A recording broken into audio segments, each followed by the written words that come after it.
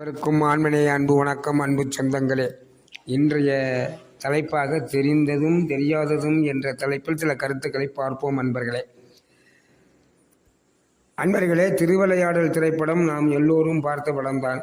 அதில் வரும் காட்சியானது சிவபெருமானுக்கும் நக்கீரனுக்கும் நடந்த விவாதமாகும். இதில் வரும் ஒரு காட்சிதான் நெற்றிக்கண்ணை திறந்தாலும் குற்றம் குற்றமே என்பதுதான்.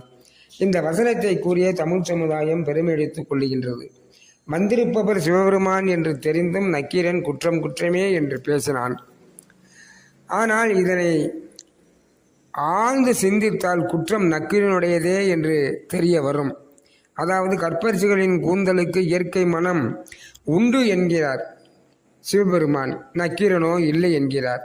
இரண்டாவதாக தேவலோக பெண்களுக்கு இயற்கை மனம் உண்டு என்கிறார், நக்கீரனோ அதனையும் மறுக்கிறார். மூன்றாவதாக சிவபெருமான் உன் அன்னை வானப்பூங்கோதைக்கு என்று வினாவிலேயே விடையும் வைத்து கேட்கிறார். அதை புரிந்து கொள்ளாமல் நக்கீரன் ஆணவத்தோடு அதனையும் மறுக்கிறார். இப்போதுதான் சிவபெருமான் நக்கீரனுக்கு தண்டனை கொடுத்தார். அவன் ஆணவமும் அழிந்தது. நாம் எல்லாம் ஏற்படைய கேள்விகளுக்கான விடையை சிந்திப்போம் வாருங்கள். முதல் கேள்வி, கற்புக்கரசிலின் கூந்தலுக்கு மனம் இல்லையா என்கிறார், நக்கீரன் இல்லை என்கிறார். அப்படி என்றால் எத்தனை கற்புக்கரசிலின் கூந்தலை நுகர்ந்து பார்த்தார் நக்கீரன் என்று புரியவில்லை. அப்படி நுகர்ந்து பார்த்தால் அவள் உண்மையான கற்புக்கரசி ஆவாளா என்பதையும் நாம் சிந்திக்க வேண்டும். இரண்டாவதாக, தேவலோக பெண்களுக்கு மனம் இல்லையா என்று பெருமான் கேட்கிறார், நக்கீரனோ அதனையும் மறுக்கிறார். இங்கே நக்கீரன் எத்தனை தேவலோக பெண்களை கண்டு பார்த்தார் என்று தெரியவில்லை.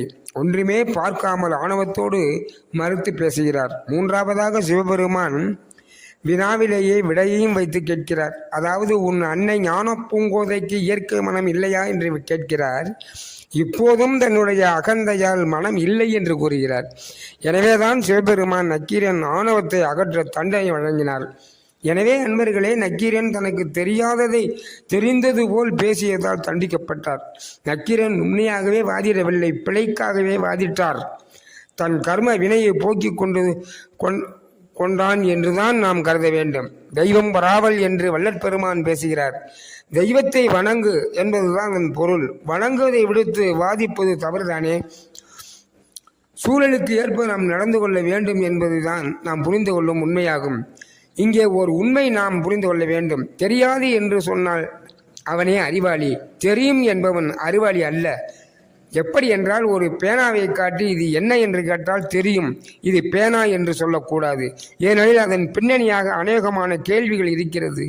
அது எங்கே தயாரித்தது, என்ன விலை என்று வினாக்கள் நீண்டு கொண்டே போகும்.